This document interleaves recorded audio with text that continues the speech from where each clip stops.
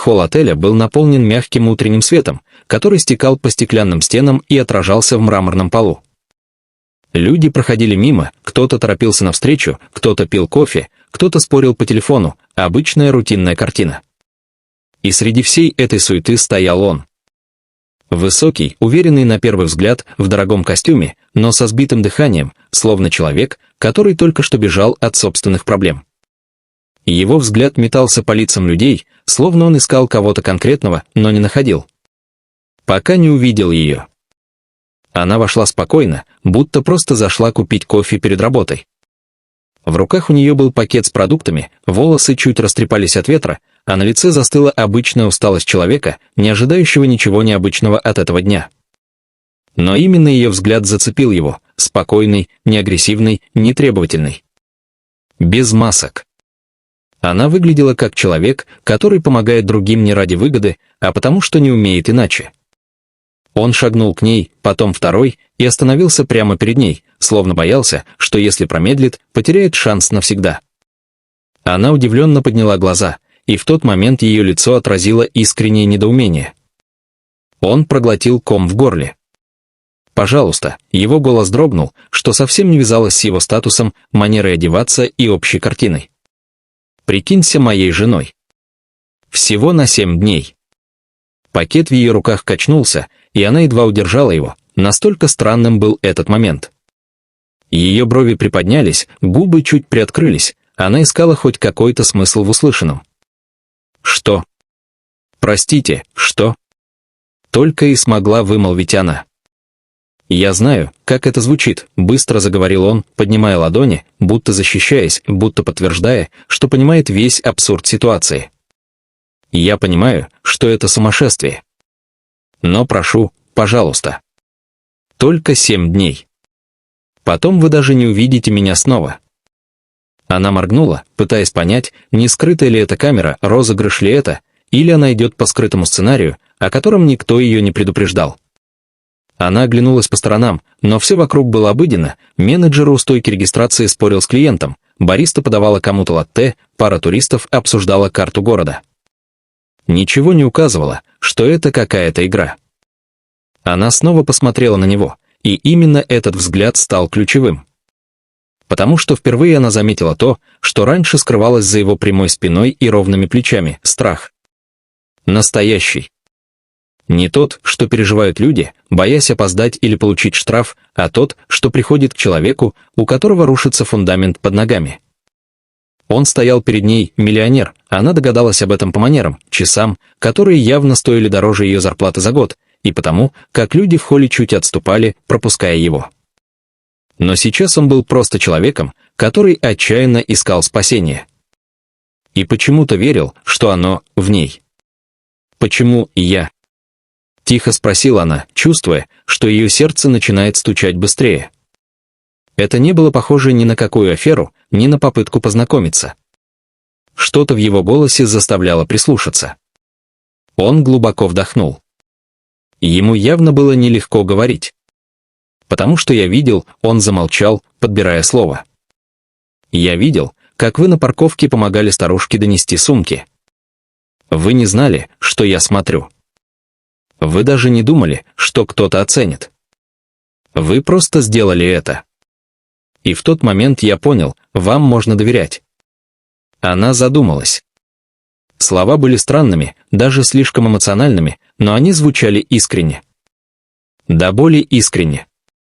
Слишком для того, чтобы быть тщательно продуманной ложью. Но что могло заставить богатого, уверенного мужчину подойти к незнакомке и умолять о том, что звучит как сцена из фильма? Что довело его до такого состояния, что дрожь в пальцах стала сильнее, чем его гордость? Вместо ответа он просто сделал шаг назад, словно боялся напугать ее еще сильнее. «Я все объясню», — сказал он. «Только, пожалуйста, не уходите». И в этот момент она поняла, что бы ни стояло за его просьбой, это не было капризом. Это было криком о помощи, спрятанным в самой странной формулировке, какую она когда-либо слышала. Они ехали молча почти 5 минут. Машина двигалась мягко, почти бесшумно, но внутри царило напряжение, которое можно было буквально потрогать руками. Она сидела, крепко сжимая ремень безопасности, и все еще пыталась понять, как оказалась в дорогостоящем автомобиле рядом с мужчиной, который минуту назад казался ей безумцем, а теперь человеком, который прятал внутри куда больше, чем показывал миру. Он держался за руль чуть крепче, чем нужно. Суставы пальцев побелели, а взгляд оставался прикованным к дороге, будто он боялся, что если задержит его хоть на секунду, потеряет контроль над собой. И все же он нашел в себе силы заговорить. «Вы имеете право думать, что я ненормальный», произнес он с тихой, горькой усмешкой. «Я бы сам так подумал». Она не ответила. Она просто ждала. Ее молчание оказалось его единственным способом выговориться, и он почувствовал это. «У меня нет выбора», — начал он снова. Или, точнее, у меня почти нет выбора. Все, что сейчас происходит, он выдохнул. Это последняя попытка удержать мою жизнь от полного развала. Ее плечи чуть дрогнули. Она хотела спросить, каким образом, но понимала, если торопить, он может замкнуться. Она чувствовала это почти интуитивно. В моей семье, он замолчал, выбирая слова, будто каждое имело вес. Все завязано на традициях. На правилах. На правильном образе жизни. Если ты хочешь занимать место во главе семейного бизнеса, ты должен быть женат. Должен выглядеть устроенным, серьезным, надежным. Неважно, что внутри тебя. Важно, что снаружи. Он усмехнулся так тихо, будто смеялся над собственной жизнью. Совет директоров угрожает снять меня с поста. Они уже давно шепчутся за моей спиной. И если я появлюсь без жены на собрании через неделю, он покачал головой. Это будет конец. Она слушала внимательно. Каждый его жест, каждое слово говорили о человеке, который привык все держать в себе, но сейчас достиг точки, где молчать просто невозможно. Но это, она осторожно посмотрела на него. Это ведь всего лишь бизнес. Вы сказали, что причин больше. Он замер. Руки на руле дрогнули. «Да», — тихо произнес он. «Есть и одна причина, куда важнее». Сердце в ее груди будто пропустило удар. Ее взгляд смягчился, она поняла, сейчас он подойдет к самому болезненному. «Мой отец», его голос стал ниже, почти шепотом. «Он тяжело болен. И ему нужно дорогостоящее лечение за границей. Он упрям, он сильный, он никогда ни на что не жаловался, но сейчас он прикусил губу, стараясь не сорваться. Он сказал, что хочет увидеть меня счастливо женатым. Что это даст ему спокойствие перед тем, как голос сорвался. Она опустила глаза, чувствуя, как ее собственное сердце защемило. Она не ожидала услышать что-то подобное. Это было слишком честно, слишком хрупко. Для мужчины его статуса почти непозволительно откровенно. «Я не могу сказать ему, что у меня никого нет», — продолжил он. «Это совсем сломает его. А если совет отстранит меня от управления компанией», он медленно выдохнул, «то у меня просто не будет средств оплатить ему лечение. Все слишком связано. Если я падаю, падает он». Она медленно, почти незаметно повернулась к нему. Теперь она понимала. Вся странность его просьбы, вся спешка, весь страх, все имело смысл. Это не была прихоть, не была игра. Это был человек, который стоял на грани потери и цеплялся за последнюю возможность. «Но почему я?» — спросила она мягко. «Вы ведь могли выбрать кого-то из знакомых, друзей, кого-то, кто знает вашу жизнь». Он усмехнулся, но грустно. «Друзей», — повторил он. «Большинство из них ждут момента, чтобы занять мое место. Остальные хотят подставить. А те, кто готовы помочь, требуют слишком высокой цены. Либо денег, либо доли в компании, либо настоящего брака, который я не могу им дать». Он повернул голову к ней на секунду. Его взгляд был уставшим, но чистым. «А вы?» — он задержал паузу. «Я видел, как вы относитесь к людям. Я видел, что вы не играете роли. Дом его семьи стоял на окраине города, огромный, строгий, с тяжелыми колоннами и окнами, которые словно внимательно следили за всеми, кто приближался. Когда машина остановилась перед крыльцом, она почувствовала, как внутри все сжалось. Это был чужой мир. Мир, в котором она казалась случайной гостьей, ошибочно занесенной сюда ветром. Он вышел первым, обошел машину и открыл ей дверь. Его жест был вежливым, почти защитным, словно он заранее чувствовал, насколько ей трудно сделать этот шаг. Она вдохнула поглубже и вышла, ощущая на себе тяжесть дома, его истории и скрытых требований. Дверь открылась, и едва они подошли.